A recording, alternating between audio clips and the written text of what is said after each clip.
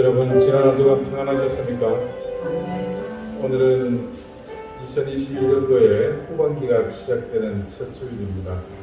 이제 다 같이 자리에서 일어나셔서 우리의 마음과 정성을 다해 살아계신 하나님께 예배드리겠습니다.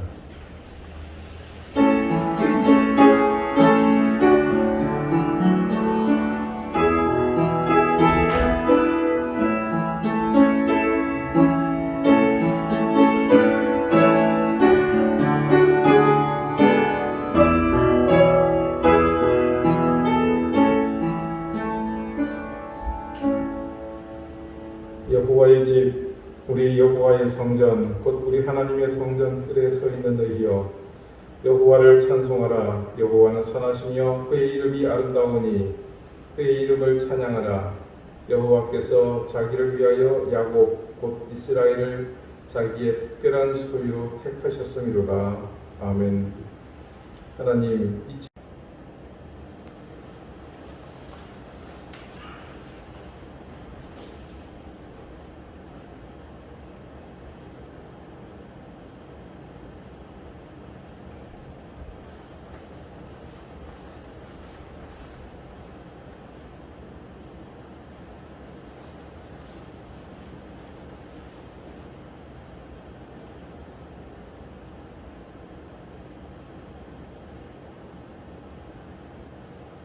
하나님께서는 자신이 부끄러운 죄를 솔직하게 고백하는 사람들에게 말씀하십니다. 맑은 물을 너희에게 뿌려서 너희로 정결하게 하되 곧 너희 모든 더러운 것에서와 모든 우상 숭배에서 너희를 정결하게 할 것이라. 아멘. 이제는 사도신경으로 우리의 신앙을 고백하오니 나는 전능하신 아버지 하나님 천지의 창조주를 믿습니다. 나는 그의 유일하신 아들 우리 주 예수 그리스도를 믿습니다.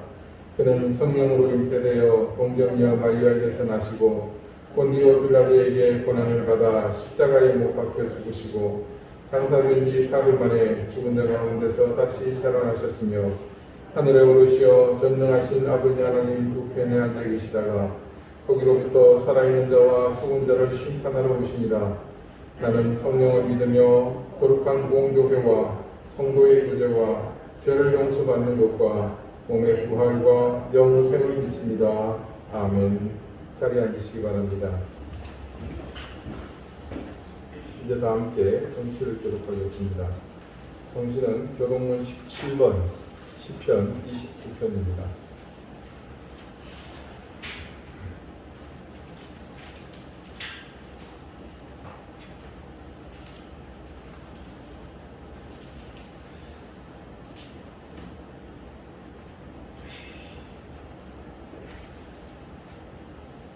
너희 권능 있는 자들아 영광과 능력을 여호와께 돌리고 돌릴지어다.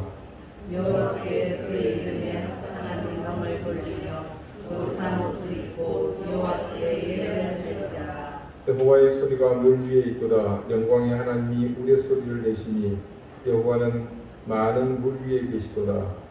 여호와의 소리가 힘이 있으며 여호와의 소리가 위엄차도다. 여호와의 소리가 백향목을 꺾으시며 여호와께서 레바논 백향목을 꺾어 부수시도다. 그 나무를 송아지같이 되게 하시며 레바논과 시론으로 그 송아지같이 크게 하시도다. 여호와의 소리가 화염을 가르시도다.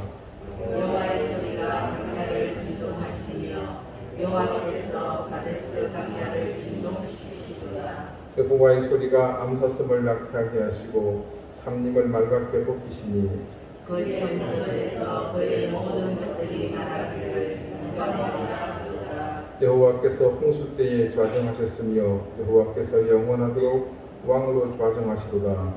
여호와께서 자기 백성에게 복을 주시며 여호와께서 자기 백성에게 평강의 복을 주시리로다. 아멘.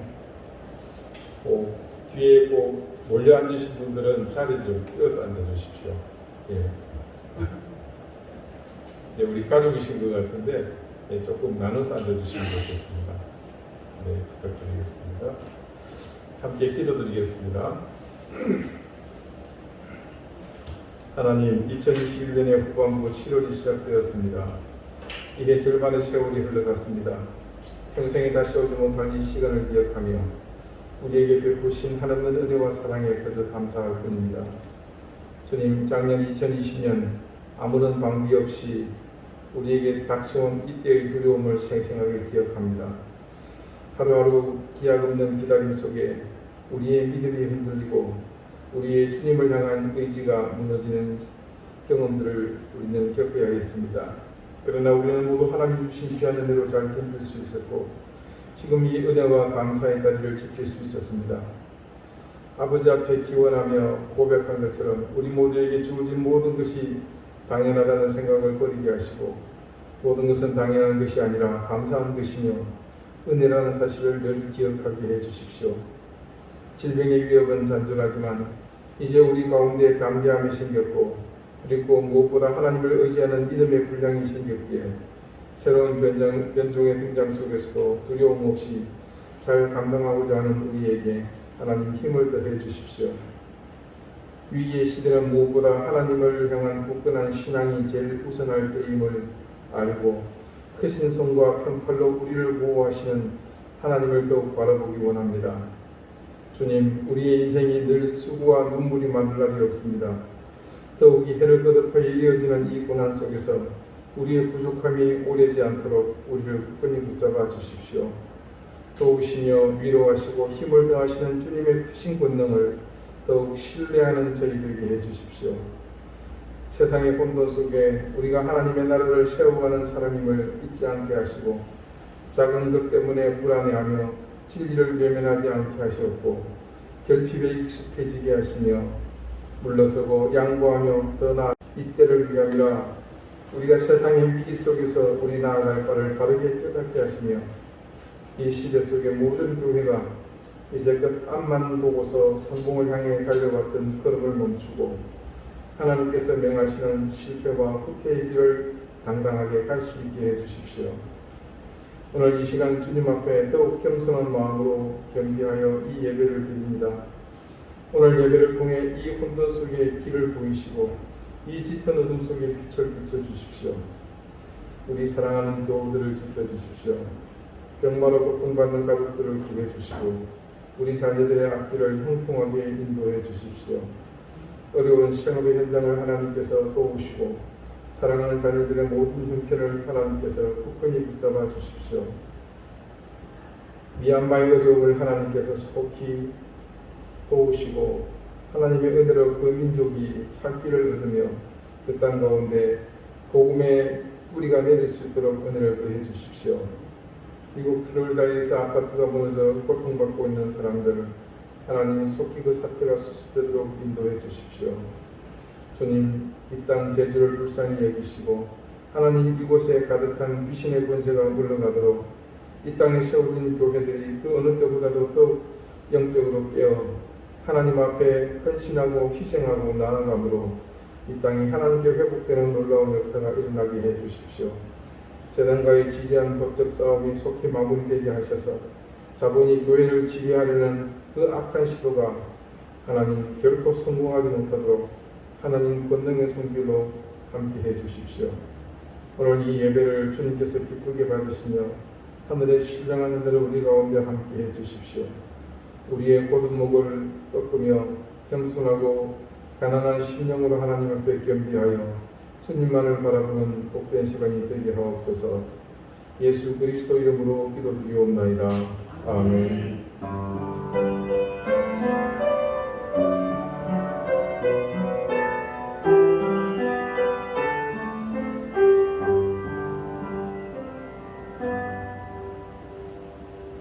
48장 함께 찬송하겠습니다.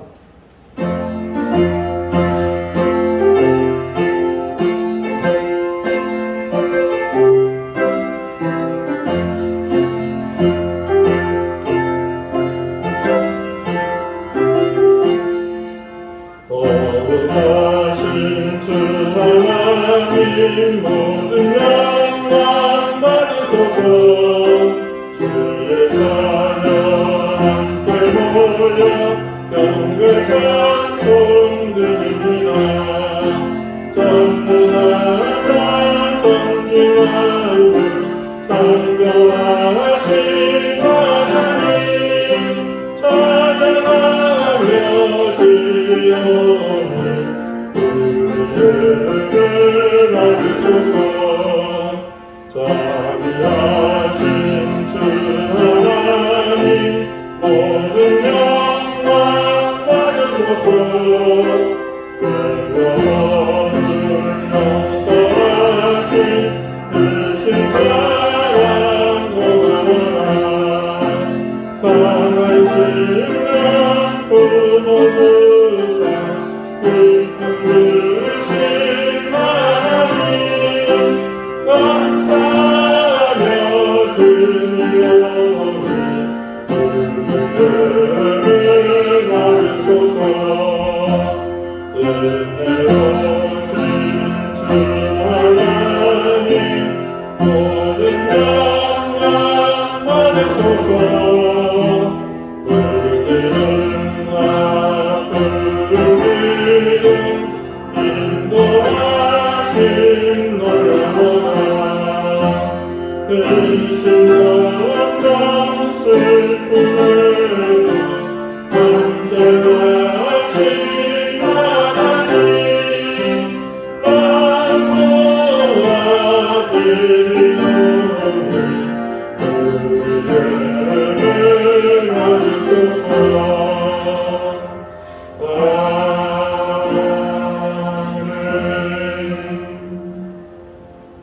오늘 하나님께서 우리에게 주시는 말씀은 구약 성경 호세아서 1장 1절입니다.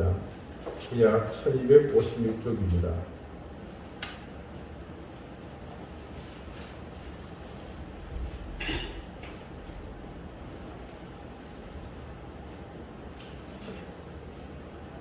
호세아 1장 1절 말씀을 제가 읽겠습니다. 이제 다 같이 이 자리에서 일어나셔서 하나님의 말씀을 경청하십시오. 우시야와 요담과 아하스와 히스기야가 이어 유다 왕이 된 시대에 곧 요아스의 아들 여로보암이 이스라엘 왕이 된 시대에 부엘리의 아들 호세아에게 임한 여호와의 말씀이라. 아멘. 자리에 앉으시기 바랍니다. 하나님께서 이 말씀으로 우리에게 은혜 주시기를 원합니다. 주전 787년에서 748년 이스라엘이 나눠진 두 나라 중 북왕국 이스라엘은 여로보암 왕이 다스리던 때였습니다. 오해를 막기 위해 미리 밝히지만 이 여로보암은 동명이인입니다. 아시는 바와 같이 이스라엘의 역사에서 중요한 전환점이 되는 사건이 있었다면 그것은 솔로몬의 사후 등극한 르호보암 왕 때 백성들의 불만이 폭발해서 결국에는 이 르호보암이 속한 유다 지파와 베냐민 지파 이 두 지파를 제외한 나머지 10지파가 북쪽 이스라엘의 북이스라엘 이름으로 독립한 사건입니다. 독립이라기보다는 분리라고 봐야겠죠. 그때 북이스라엘 설립의 중추적인 역할을 했던 사람이 바로 초대왕 여로보암입니다. 나머지 여로보암과 이름이 같습니다. 그러니까 조금 전 언급한 여로보암 왕은 이스라엘이 거의 멸망하기 직전 왕이니 시대적으로 상당한 차이가 있습니다. 그래서 신학계에서는 통상 이 여로보암 왕을 이끌어서 여로보암 2세라고 호칭합니다. 보통 2세라 그러면 아버지의 아들이 2세고 뭐 가문일 텐데 그것과는 무관한 것 같습니다. 이 첫 왕이었던 여로보암은 솔로몬의 핍박 때문에 애굽에서 망명 생활을 해야 했습니다. 자세한 상황은 다음에 설명할 기회가 있을 겁니다. 여하튼 솔로몬 왕의 압박을 피해서 애굽으로 피신했었다가 솔로몬이 죽고 난 이후 다시 귀국해서 10지파의 수장들과 모의하여 이스라엘의 초대 왕이 됩니다. 이스라엘이 이제 분열되게 되고 그 이후에 기록된 말씀에 특이하게 등장하는 표현이 있습니다. 그것은 느밧의 아들 여로보암의 길로 향하여라는 말입니다. 이 느밧의 아들 여로보암이 바로 이스라엘의 초대왕 여로보암을 말하는 겁니다. 이 사람은 여호와 하나님을 섬기는 제대로 된 신앙인이 아니었습니다. 애굽에서 망명 생활을 하면서 체득한 것이 있었죠. 그래서 북이스라엘의 수도인 사마리아에 그곳에서 본 금송아지 신상을 세우고 이것이 여호와 하나님이다. 그런 이곳에서 성전 제사를 드려라. 그렇게 강제합니다. 그래서 여로보암은 그 이후로 불순종의 대명사라는 수치스러운 오명을 안게 됩니다. 이스라엘의 말기에 기록된 역사서나 예언서에도 여로보암의 이름이 등장합니다. 그때는 대신 이 느바세 아들 여로보암이라는 수식어는 붙지 않습니다. 그러니까 조금 전 말씀드렸던 여로보암 2세라는 것이죠. 그런데 왜 이스라엘이 멸망에 갈 무렵에 이 여로보암의 이름이 예언자들의 입에 자주 오르내리게 되었나? 그렇게 된 것은 특별한 이유가 있습니다. 이 여로보암이 다스리던 그 시대에는 뜻하지 않게 난데없는 풍요를 이스라엘이 누리게 되었습니다. 그래서 그 시대는 명실상부 대내외적으로 이스라엘의 후반기의 황금기였습니다. 그 시대를 기록하고 있는 열왕기 하 14장 23절 24절이 이렇게 증거하고 있습니다. 유다의 왕 요아스의 아들 아마샤 제15년에 이스라엘의 왕 요아스의 아들 여로보암이 사마리아에서 왕이 되어 41년간을 다스렸으며 여호와 보시기에 악을 행하여 이스라엘에게 범죄하게 한 느바세 아들 여로보암의 모든 주에서 떠나지 아니하였더라.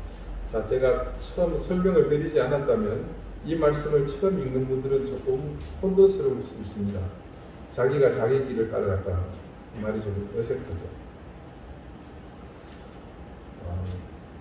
그래서 역사서에 기록된 여로보암에 관한 내용이 이렇게 적혀 있는데, 근데 이 다음 절에 기록된 특이한 말씀이 있습니다.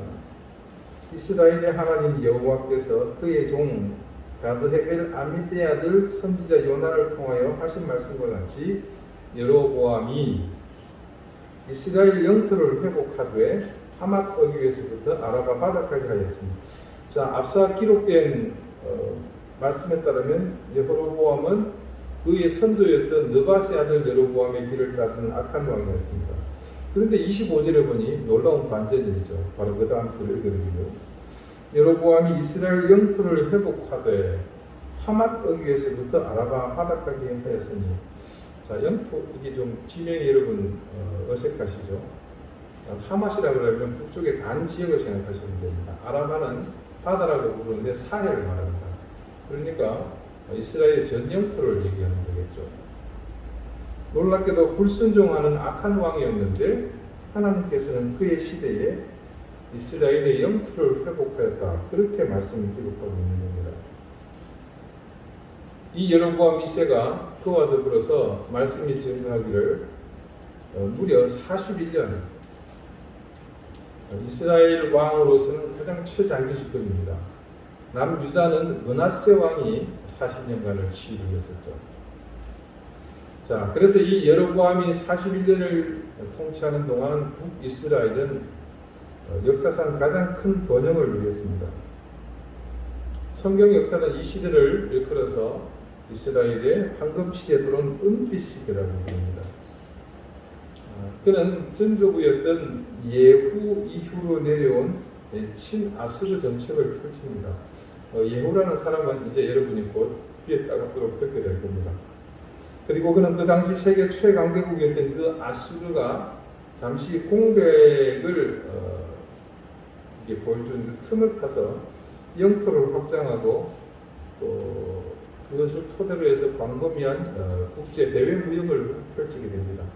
그래서 이스라엘은 그때에 난데없이 정말 경제적 큰 부흥을 이루게 됩니다. 이미 앞서 봤지만 이스라엘 영토 회복과 국경 확장에 대해서는 여호와 하나님의 의도하심이 있었습니다. 그 이후에 기록된 말씀을 보면요, 여로보암이 선하지 못했지만 그렇게 하신 것은 여호와께서 이스라엘 사람들이 겪고 있는 어려움을 불쌍히 여기셔서 그 일을 할 사람이 딱히 있는 것도 아니고 마침 그 친구가 왕이고 하니까 그냥 그렇게 하도록 허락하셨다고 그렇게 증거합니다. 결론적으로 이스라엘의 영토 회복이 여로보암의 손에서 이루어지기는 했지만 막상 신앙 회복을 보장한 것은 아니었습니다. 여로보암 2세 당시에 신앙은 뒤틀려져 있는 사회상과 굉장히 맞닿아 있었습니다. 아모스 6장 4절에서 6절에 기록된 말씀입니다. 이것은 여로보암 시대의 한 실상을 증거한 것입니다. 상하상에 누우며, 여기서 상하상이라는 것은 여러분이 생각하는 그겁니다. 코끼리에 두드러져 있는 이빨로 만든 침상입니다.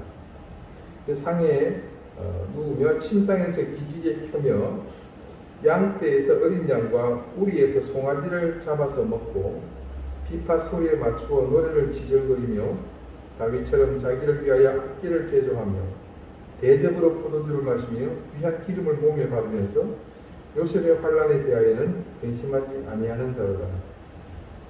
자, 그 시대의 생활상을 그대로 증언하는 말씀입니다. 그들의 육적 타락이 얼마나 심했는지 잘 알 수 있는 대목입니다. 자, 이와 같은 삶은 여호와 하나님을 제대로 섬기는 인생들에게서는 결코 나타날 수 없는 모습이었습니다. 그런 그들의 삶에 이어 신앙상을 엿볼 수 있는 또 단면이 있습니다. 그 시대를 품고 있는 그 고고학층에서 출토된 유물에서 나타난 한 모습입니다. 그곳에서 도기 조각에 특이한 이름들이 새겨져 있는 것이 발견되었습니다. 공교롭게도 그릇들 상당수에는 여호와 하나님의 이름이 새겨져 있는데 그것과 함께 바알이라는 이름이 새겨져 있었다는 사실입니다. 전체 유물의 양에서 이렇게 비율을 환산해 보니까 여호와 하나님의 이름과 이 바알이라는 이름의 비율이 약 5대3 정도로 그렇게 등장하고 있다고 합니다.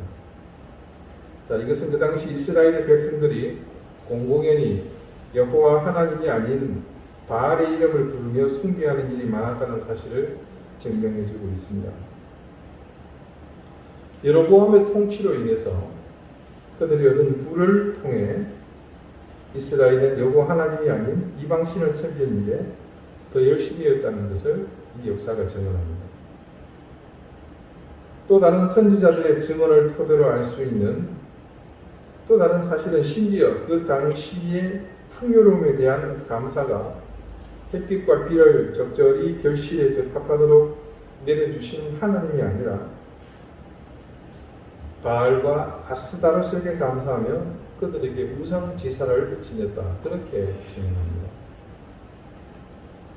실제로 이 시대의 생활상, 신앙상을 증언하는 아모스가 예언했던 내용은 다음과 같습니다. 먼저 가난한 자는 계속해서 가난이 지속되고 있으며 부자들의 부는 반대로 계속해서 쌓이게 됩니다. 그러다 보니 신발 한 켤레의 값으로 사람을 팔고 사는 일이 일어났습니다. 경제의 풍요가 고루 분배되지 않고 권력층과 일부 귀족에게 편중되었던 것 같습니다. 그렇게 부를 축적한 자들이 그 부에 만족하지 못하고 가난한 자의 머리에 티끌까지 털어먹고 있다. 그렇게 증언합니다. 음란하기 그지없어서 한 여인을 부자가 드나드는 일이 비일비재했습니다. 자, 육적인 삶이 이 정도니 영적인 신앙적인 모습은 도저히 성하기를 피할 수가 없겠죠. 하나님께 서원하고 머리를 깎고서 입에 포도주를 대지 않고 있는 나시린을 데려다가 억지로 술을 마시게 합니다. 성전에 드린 헌금으로 술을 사 먹는가 하면 예언자들이 그들의 악행을 지적하면 예언하지 못하도록 물리적으로 그들의 입을 막았습니다. 궁궐 안에서 겁탈이 자행되고 있었습니다. 왕실은 사치와 향락에 앞장섰으며 겨울을 지내기 위한 월동궁전과 여름의 무더위를 피하기 위한 월하궁전을 따로 지어서 그렇게 살았습니다. 소위 바산의 암소들이라 불리는 이스라엘 상층의 여성들이 술을 즐기고 가난한 자를 압제하고 있었습니다. 조금 전 보았지만 상하 침대에서 자고 일어나며 어린 양고기를 즐기고 헛된 노래를 지저들이면서 포도주를 와인 잔이 아닌 대접에 부어가지고 그렇게 들이붓고 있었습니다. 온갖 기름과 향수를 흡입하고 있었죠. 형식적인 예배를 드리느라 죄 없는 짐승만 죽이면서 자신들의 입맛에 맞고 귀에 듣기에 좋은 말로 거짓 예언을 하는 선지자는 대우하면서 진실을 말하는 선지자는 핍박했습니다. 그래서 아모스가 그 유명한 말을 했죠. 너희는 정의를 쓸개로 바꾸며 공의의 열매를 쓴 쑥으로 바꾼다. 유독 이 시대 그런 일들이 자행되고 있던 여로보암 왕이 집권하던 시대에 많은 선지자가 일어났습니다. 대표적으로 오늘 호시아를 비롯한 아모스 그리고 미가가 있고요. 이사야와 요나도 이 시대에 예언한 사람입니다. 그 시대에 예언자들이 많았다는 것은 여기저기 많은 곳에서 하나님의 말씀이 넘쳐났다는 의미이기 때문에 그 사실에 우리는 조금 더 집중해야 합니다. 제가 누누이 말씀드리지만 그 시대에 예언자들에 의해서 하나님의 말씀이 선포되고 있다면 그런 사실을 신앙적으로는 무겁게 받아들여야 합니다. 그런 상황을 무겁게 받아들여야 하는 이유가 뭐겠습니까? 자, 우리가 쉽게 생각해 봅시다. 표면적으로 하나님의 말씀이 넘쳐나니 또 예언자가 나타났을 때 굉장히 경사스러운 일이 아니겠습니까? 교회로 봐서는 그렇죠. 그런데 그 반대로 생각해야 되는 이유가 도대체 뭐란 말입니까? 하나님은 이 이스라엘 백성을 애굽 땅에서 종살이하고 있을 때 구원해 내셨습니다. 그리고 그들을 조상의 땅, 약속의 땅인 가나안으로 인도하셨죠. 자, 단지 인도하시는 것으로 그쳤다면 그것은 하나님이 한번 크게 인심 쓰신 겁니다. 그 외에 다른 의미가 있을 수 없습니다. 그런데 하나님은 어쩌다 한번 기분 내킨 김에 선심 쓰시듯이 그들을 인도해 내신 것이 아니었습니다. 성경 말씀을 창세기부터 읽다가 보면 그 속에 하나님의 세밀하신 계획이 있음을 알 수 있습니다. 그래서 단지 그들을 그 지옥에서 건져내시는 것으로 그치는 것이 아니고 처음 계획하신 그 일을 완성하기까지 이끌고 나가시고 있는 모습을 볼 수 있고 그 이후에도 그들이 그 일을 진행할 수 있는 매뉴얼을 주십니다. 시내산에서 그 백성과 맺은 언약이 바로 그 실체이고 이는 영원한 약속을 확정하는 하나님의 살아계신 말씀이었습니다. 저와 여러분이 잘 아는 것처럼 하나님이 주신 그 율법만이 인간이 인간으로서 죄를 벗어버리고 하나님 나라로 들어갈 수 있는 유일한 지침서입니다. 그래서 하나님은 모세를 통해 그들에게 말씀에 관한 다음과 같은 규례를 주셨습니다. 신명기 31장 9절에서 13절인데요. 여러분 잘 들어보시기 바랍니다.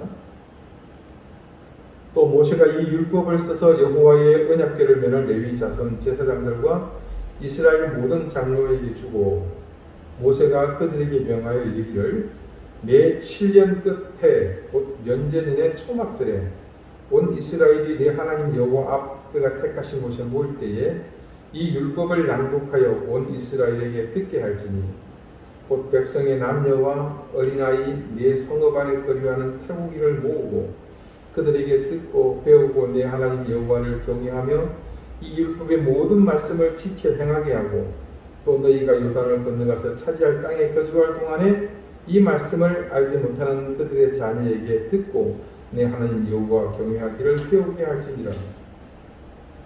자, 이 말씀은 모세가 느보산에서 죽기 직전 유언과 같이 이스라엘 백성들에게 한 이야기입니다. 당부의 말이죠. 내용인즉 제사장과 장로들에게 안식년 초막절이 되면 온 이스라엘을 다 불러 모아서 이 율법을 낭독하게 하고 들으라고 했습니다. 그때 대상은 그 성에 있는 모든 사람들입니다. 어린아이로부터 시작해서 노예 그리고 타국인들 모두 할 것 없이 여호와의 말씀을 듣도록 한 것이죠. 읽어야 무슨 말씀이 있는지 알게 되고 그렇게 들어야만 깨닫게 되기 때문입니다. 듣지도 않고 그것의 존재 자체도 모르는데 어떻게 하나님의 말씀을 알 것이며 더더욱 바르게 알 수 있었겠습니까? 누구든 모세의 처지라면 당연히 이 같은 유언을 남길 것입니다. 성전에는 무슨 일이든 본인이 하나님께 기도하고 결정하고 판단하면 될 일입니다. 하지만 그가 떠나고 없는 세상에서 유일무이한 판단의 기준은 이제 이 하나님의 말씀밖에는 없기 때문에 그는 그처럼 유언한 것입니다. 그런데 놀랍게도요, 이스라엘은 700년이 지나도 성경을 읽지 않았습니다. 모세의 사후 첫 번째 위기가 찾아옵니다. 자, 우리가 룻기를 함께 볼 때 피에 따갑도록 들었던 그 시대, 사사 시대가 시작되면서 그 민족 가운데 일어난 모든 혼란의 근본에는 바로 이 여호와 하나님의 말씀을 듣지 않고 읽지 않았던 향방 없는 그들의 삶이 주원인이었습니다. 그래서 나타난 현상이 있습니다. 여러분, 그게 뭘 것 같아요? 바로 하나님의 선지자들이 곳곳에서 일어나는 겁니다. 예언자라고 불리는 선지자의 등장은 그래서 결론부터 말씀드리면 무슨 큰 기대할 경사스러운 일이 아니라 하나님의 경고가 이제 이 땅에 임했다, 이렇게 해석하시면 됩니다. 하나님의 말씀을 읽지 않아서 나타난 현상, 즉 이 하나님의 말씀이 사람들에게 전혀 어떤 영향도 미치지 못하는 시점이 되고 보니 모든 것이 엉망이 되었습니다. 하나님이 말씀하시는 길은 외면하고 인간의 욕망을 따라 살아가는 그 삶이 가득한 세상이 과연 어떤 세상이겠습니까? 율법의 가르침이 무시된 그곳은 그야말로 악한 세상 그 자체가 될 수밖에 없었습니다. 선지자는 인간들에게 외면당하는 하나님의 말씀을 직접 그들의 귀에 또렷이 들려주기 위해 직접 말하는 그런 말씀으로 하나님이 세상 가운데 필요한 그 현장에 하나님이 생각하시는 그때에 그 가운데 보내신 것입니다. 그렇게 풍요를 누리던 여로보암의 시대는 이스라엘의 멸망이 본격적으로 시작될 기미가 보이는 시대입니다. 그러나 당시 이스라엘의 백성들, 특히 왕이며 고관들은 절대로 자신들의 멸망을 인정하지 않을 것입니다. 왜냐하면 그들에게는 풍요로움이 있고 그 풍요로움을 통해 누리고 있는 부강함이 그들의 손에 있었기 때문입니다. 요즘 우리나라는 소위 국격이라는 말을 자주 사용합니다. 그래서 인터넷에서는 이른바 국뽕이라는 신조어가 생겨났습니다. 뽕이라는 것은 이게 어깨에 걸치고 있는 이걸 뽕이라 그러죠. 그래서 이게 뽕이 크면 이게 사람이 좀 이겼거든요. 네. 그래서 나라의 뽕이라 해서 국뽕, 이런 신조어가 생겼습니다. 내용 이제 우리나라가 이제 잘 살게 되니 선진국이 되고 그래서 세계에서 입지가 높아진 것을 여기저기 들먹이는 일이 근자에 생겨납니다. 일례로 예전에는 그런 일이 없었습니다만은 대통령이 요즘은 외국을 순방하는 일이 생길 때마다 등장하는 뉴스거리가 있습니다. 우리나라 대통령이 외국에 나가서 어떤 대접을 받았다면서 우리가 잘 살게 돼서 이런 처지가 되었다는 뉴스입니다. 그래서 심지어 어느 나라의 누구는 어떤 음식을 대접받았는데 우리나라 대통령은 더 좋은 음식을 대접받았다. 그 나라가 각국 정상들과 회담 후 사진을 찍었는데 사진 찍은 위치까지 의도적으로 보이게 하는 그런 시도까지 일어납니다. 코로나 바이러스가 발병하고 나서 방역을 하는 것으로는 그런 소위 국뽕은 그 높이가 하늘을 찌를 정도였습니다. 요즘 국방과 관련해서도 우리나라는 때 아닌 주목을 받고 있습니다. 우선 지난 4월 9일에 우리나라가 자체 기술로 차세대 전투기 시제품을 전 세계에 공개했습니다. 엄청난 일이었습니다. 그것을 필두로 해서 미국과의 협정으로 묶여있던 미사일 사거리 제한이 풀리면서 우리나라 독자 기술로 생산한 크루즈 미사일이 세계의 주목을 받게 됩니다. 거기에 대해서 주요국에 수출된 자주포와 전차는 세계적인 명품으로 꼽히는 쾌거를 이룩합니다. 우리나라의 전차는 그 숫자가 이제는 북대서양 조약기구 일명 나토라고 하죠. 그 회원국이 보유한 탱크의 숫자보다도 많습니다. 우리나라의 무기가 이제 세계 방산 시장에서 소위 핫한 아이템이 되었습니다. 그래서 통상적으로 세계 5위라고 인정받는 대단한 군사력을 가진 나라가 되었습니다. 자, 우리 주변에 여러 가지 많이 있죠. 러시아, 중국. 자, 어느 나라든 이제 우리나라를 군사력으로 유혹할 수 없다고 합니다. 물론 그들과 싸워서 우리가 이길 확률은 낮습니다. 그런데 만약 그럴 경우가 생기면 우리나라가 가진 무기 때문에 그들이 이길지는 몰라도 그 나라 역시 초토화된다는 겁니다. 그래서 다른 말로 우리나라를 건드리면 이제 함께 죽는 겁니다. 경제 규모, 경제력은 이미 세계 10위권에 진입한 지 오래전입니다. 우리나라에 붙여진 타이틀, 경제대국, 군사강국이라는 이런 타이틀은 6.25 전쟁이나 보릿고개를 경험했던 이전의 어른들에게는 실로 꿈같은 이야기입니다. 이제 우리나라도 쉽게 말해서 돈이 많은 나라, 힘이 센 나라가 되었다는 말입니다. 이 이야기는 다른 말로 우리나라도 이제는 믿을 구석이 생겼다라는 셈이죠. 경제적으로 부유해지고 군사력이 막강해진 우리나라는 과연 그러면 그만큼 더 살기 좋아졌을까요? 두려울 것이 없어진 그런 부강한 나라가 되었는데 우리의 영적 상황은 더 나아졌을까요? 이런 질문은 우리 스스로도 사실 부담스럽습니다. 영적 상황이 결코 부강한 나라의 상황과 맞물려 가고 있지 않기 때문입니다. 여로보암과 그 시대에 함께 풍요를 누리던 모든 사람은 영적인 자신들의 신앙에 관심을 가지지 않았습니다. 민족의 명운을 좌지우지했던 하나님의 존재를 이들은 자신들이 가진 부강함으로 얼마든지 커버할 수 있다는 자신감이 있었기 때문입니다. 그러나 하나님을 떠난 그들의 내일은 없었습니다. 그들에게 보장되지 않는 그 내일을 위해 지금 깨어나야 한다고, 하나님께로 돌아와야 한다고 어느 때보다도 많은 선지자가 하나님의 말씀으로 그들에게 경고했지만 그 예언의 말씀은 허공 속에 묻어야만 할 슬픈 옛 이야기가 아니라 기억이 되고 말았습니다. 예전의 교회는 참 은혜스러웠습니다. 그래서 생각만 해도 감격스럽습니다. 그때는 너무나 다들 없었기 때문에 작은 것에도 감사하며 감격했기 때문입니다. 그때 우리에게 누구나 있었던 결핍은 불편하고 서러운 것이 아니라 도리어 은혜로 이어지는 통로가 되었습니다.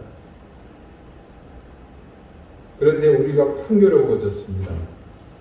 좀 많이요.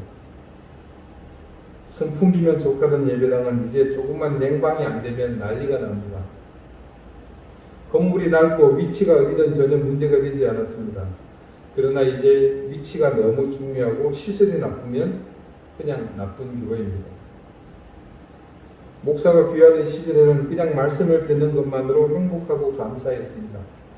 이제는 여기저기 리모컨으로 마우스로 골라서 입맛에 맞는 설교를 듣게 되었습니다. 세상도 그렇지만 교회도 부강해졌습니다.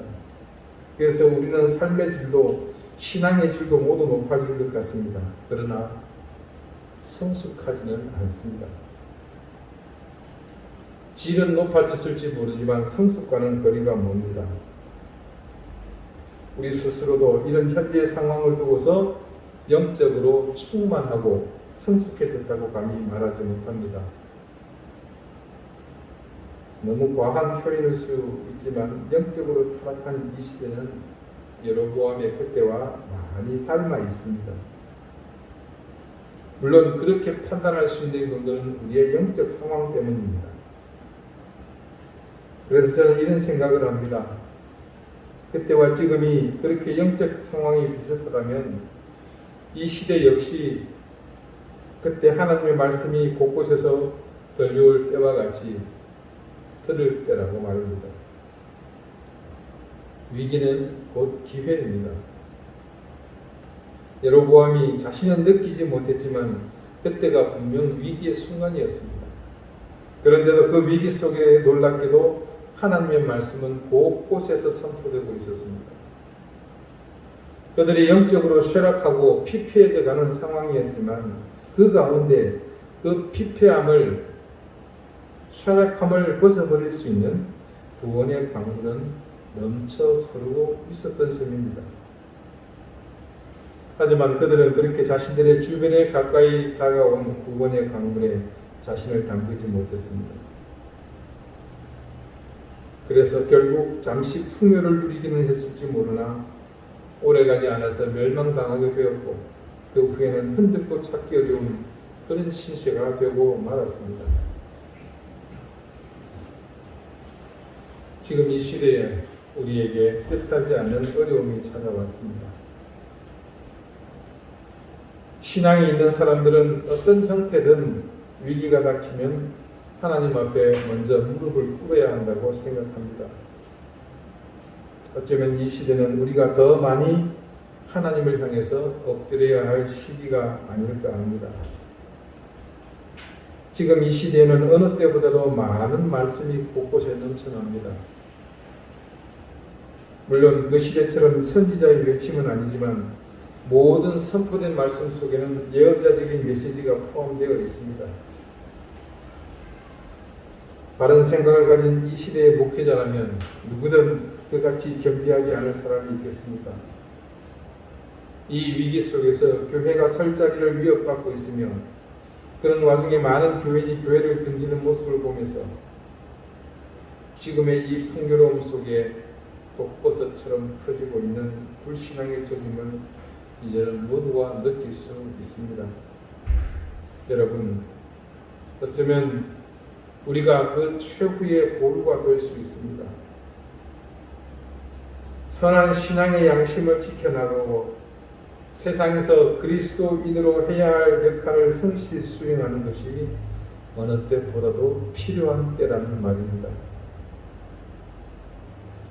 이제 호시아 선지자의 예언의 말씀을 통해 우리가 그런 시대적 사명 앞에 서 있다는 사실을 깨닫게 되기를 바랍니다. 무슨 거창하고 명분 있는 신앙적 행위나 결단을 여러분에게 요구하는 것이 아닙니다. 내가 이제껏 가치 있게 생각하던 신앙의 자산을 좀 더 풍요롭게 하며 이전처럼 흔들림 없이 우리의 자리를 지켜나갔으면 하는 바람입니다.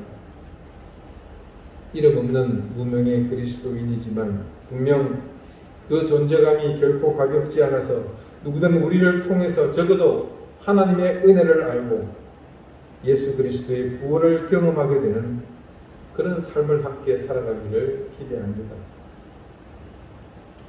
여로보암이 왕이 되던 시대, 풍요를 통해 부강함을 이뤘던 그때와 같은 지금 우리는 더욱 하나님의 말씀을 굳건히 붙들어야 하겠습니다. 기도드리시겠습니다. 이스라엘이 멸망 직전 풍요로움 속에서 부강한 민족이 되었습니다. 누구든 깨어있는 사람들이 많았다면 자신들에게 풍요를 주신 하나님의 뜻을 바르게 알고 모두가 신실한 하나님의 자녀가 될 수 있었을 것입니다. 영과 육이 함께 병들어 나락의 길로 치닫던 그때 하나님은 많은 선지자의 입을 통해 생명의 물줄기를 보내주셨습니다. 오늘 우리가 처한 이 시대와 이 상황이 결코 그때와 다르지 않음을 깨달으며 우리는 결코 그들의 과거를 답습하지 않게 해주십시오. 천지사방의 말씀이 풍년인 지금 우리에게 들려지는 이 예언자적 선포와 사명으로의 부름에 함께 응답하며 나아가게 해주십시오. 풍요로움 속에서 우리의 참된 가치가 힘을 잃지 않게 하시고 공의와 진실, 무엇보다도 복음의 가치를 우리의 삶으로 지켜나가게 해주십시오. 이제 우리가 만나게 될 호시아 선지자의 마음을 함께 공유함으로 하나님의 온전한 자녀로 살아갈 수 있는 길을 허락해 주십시오. 예수 그리스도 이름으로 기도드립니다. 아멘. 찬송가 459장 함께 찬송하겠습니다.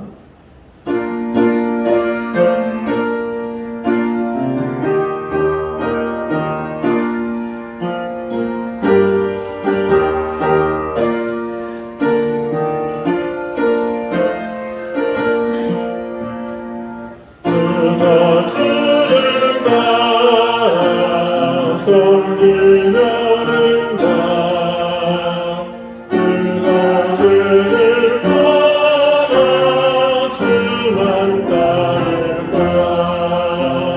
그가 주를 섬겨 나는 구할까 그가 주의 길을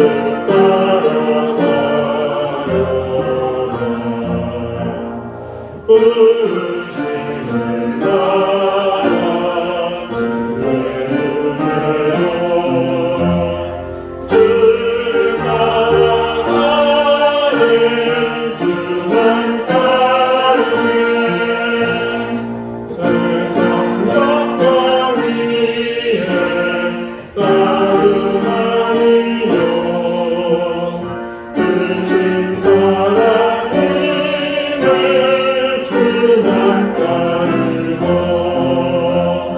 주가 내려주신 은혜이며 주의 길을 따르는 소리가 나네 의심을 받아 주의 은혜로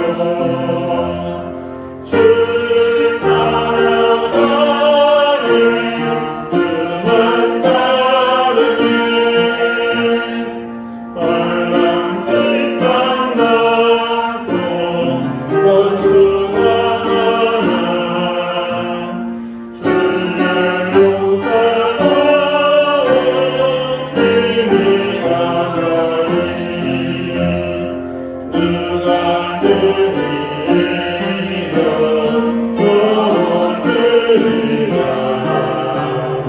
변함없는 진리 승리하리라 기쁜 찬송하며 주의 은혜로 주를 따라가네 주만 따르네 자비로우신 하나님, 하나님의 은혜와 사랑을 감사드립니다. 하나님께서 우리에게 주신 귀한 생명, 함께 예배할 교회, 사랑하는 가족, 먹고 자고 쓰며 삶을 영위한 모든 것이 하나님의 은혜임을 고백합니다. 이 모든 은혜를 기억하며 잊지 않는 마음으로 하나님께서 주신 것을 구별하여 하나님 앞에 드립니다. 그 속에 우리의 마음과 정성, 그런 고백을 함께 담아 삶을 담아드리오니 하나님 드린 그 손길들을 기억하시고 그들의 인생에 더욱더 많은 감사와 헌신의 제목이 생겨나게 해주십시오. 하늘의 신령한 은혜를 더해 주시고 땅에 기름진 복을 주시며 그 가정과 성업이 사랑하는 자녀들이 큰 은혜와 복을 얻게 해 주십시오. 감사드리오며 예수 그리스도 이름으로 고운 기도드립니다. 아멘. 네, 교회 소식 알려드리겠습니다. 특별한 것은 없고요. 여기 계속해서 코로나 감염에 개인적으로 주의를 기울이셔서 잘 살피시기를 당부를 드리겠습니다. 이제 성숙자반 수료하신 분 4분 명단을 적어놨습니다. 곧 이제 성숙자 수료한 분들에 한해서 사명자반이 개설될 예정이고요. 또 지난번 세신자반 수료하신 분을 대상으로 그 성숙자반 강의가 계속해서 이어지겠습니다. 앞으로 충분히 광고를 참조해 주시길 바라겠습니다. 이제 다 같이 자리에서 일어나셔서 앞뒤 좌우에 계신 분들과 함께 인사를 나누겠습니다. 오늘 손님들이 오셨습니다. 반갑습니다. 54단 함께 찬송하겠습니다.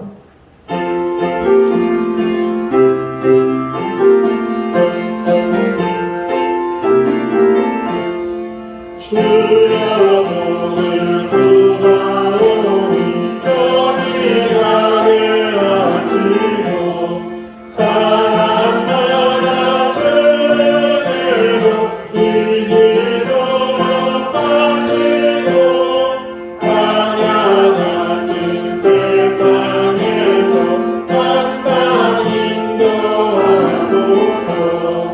주의 복된 말씀 듣고 또한 감사합니다. 구원받은 주의 성도 열매 맺게 하시며 하나님이 우리와 함께 항상 계시옵소서.